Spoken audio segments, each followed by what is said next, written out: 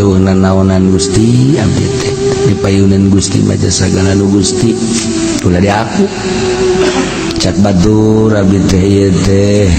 kaya sugih itu nu abdi kabeh tapi horegan dan titipan Gusti teh Gusti naonan di payunan Gusti mah anak kalana dunia ninggalkeun abdi atau abdi ninggalkeun dunia lah naonan Gusti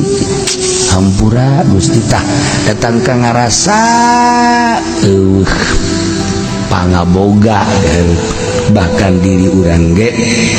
Gusti atuh ieu teh abdi teh tiluh ka aya teh ku Gusti berarti abdi teh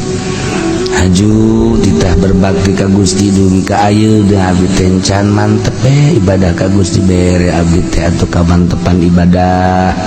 supaya nikmat abdi ibadah ka Gusti tah urang teh tengah peuting coba ge sapeuting dua peuting terus saminggu bae kitu teh bakal karasa aya karasa keja tenang perasa namun orang pernah kos kita saminggu baik ulah komo 40 poe mah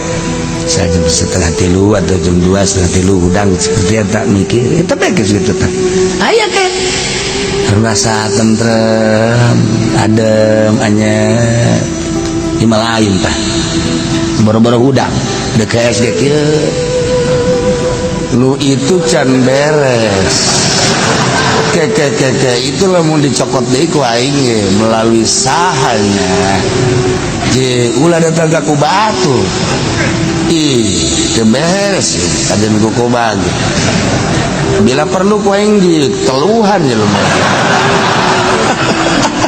kayak tahu ke SD kok gitu